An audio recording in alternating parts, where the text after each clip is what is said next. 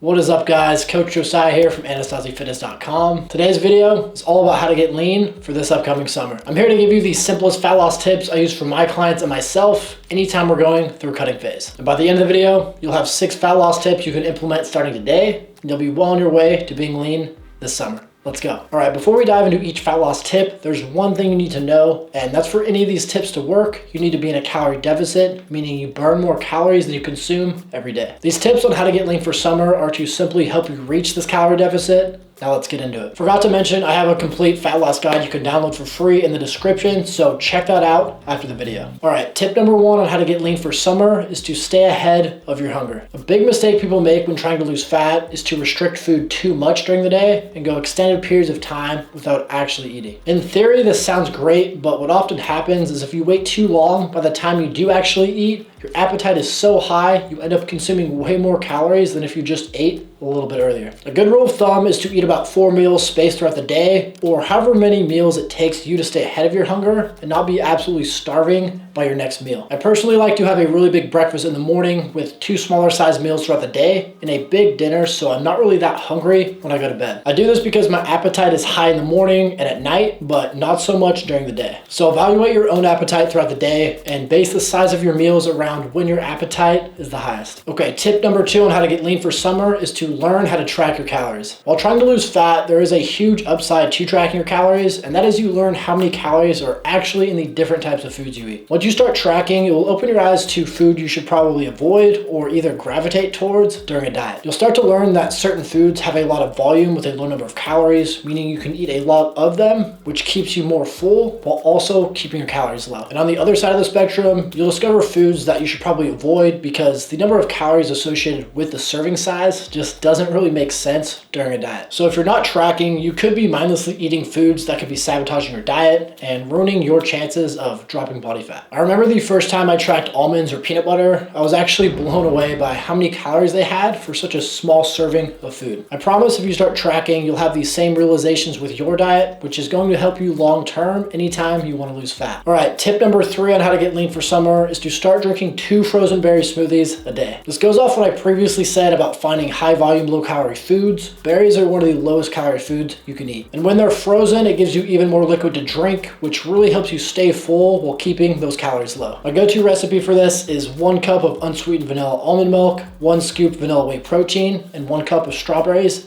This recipe is only 170 calories and is extremely filling. And the recipe doesn't have to be strawberries. You can pick your favorite type of berry. Just make sure they're frozen because this is gonna add to the level of fullness you get from the smoothie. Okay, tip number 4 on how to get lean for summer is to shoot for at least 10,000 steps every single day. Anytime one of my clients is having a hard time losing weight, one of the first things I look at is their daily step count. In America, on average, people only walk about 3,000 to 4,000 steps a day, which isn't a lot of walking at all. Most people don't associate walking with burning calories, but they have the ability to burn a solid amount if you're actively trying to get more throughout the day. If you don't walk a lot, like most people in America, the number of calories you burn is reduced by a decent amount, which means you have to eat far fewer calories to actually get into a deficit. This doesn't mean you have to go on hour-long walks every day, just be mindful of it. If you're at the grocery store, park further from the entrance, or if you're at work, take the stairs instead of the elevator. What I recommend to instantly get your step count up is before your workouts, start with a 10 to 15 minute walk on the treadmill. You'll easily be able to add 1 to 2,000 steps to your daily step count. Okay, tip number 5 on how to get lean for summer is to make sure you're lifting weights. If you're not lifting weights while trying to lose fat, there's a pretty high chance the weight you will lose will come from both muscle and fat. This often can lead to you having a look you didn't really expect by the end of the diet. An example I always give to my clients while explaining this is imagine you're overweight and the shape of your body is like a pear. If you lose 50 pounds, you essentially just become a smaller version of that shape. On the other hand, if you lift weights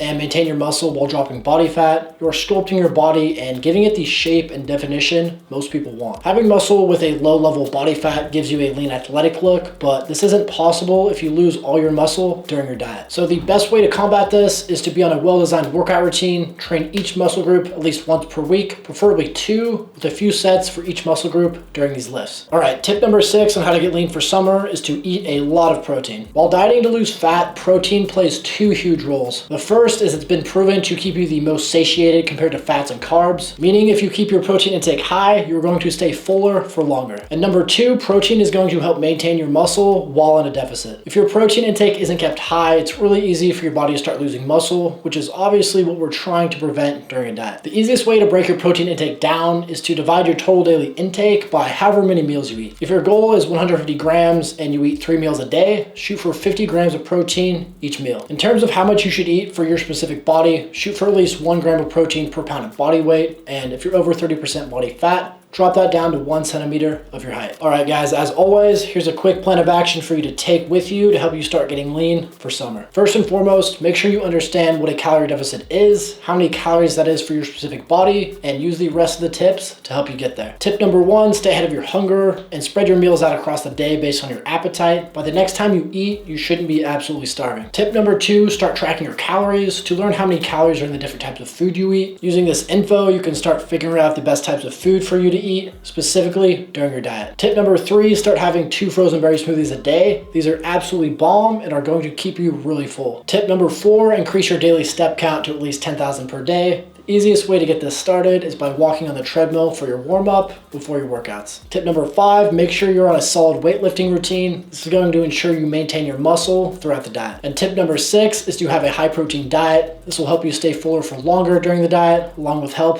maintain your muscle. All right, that's it for the video today, guys. Hope it helped. Like and subscribe to the channel for plenty more videos just like this. If you haven't seen my most recent video, it's honestly one of my favorite videos I've made so far. I break down the most common mistakes I see at the gym and how to fix them, so check that video out for some form tips. Thanks for watching, guys, and I'll talk to you soon. Let's go.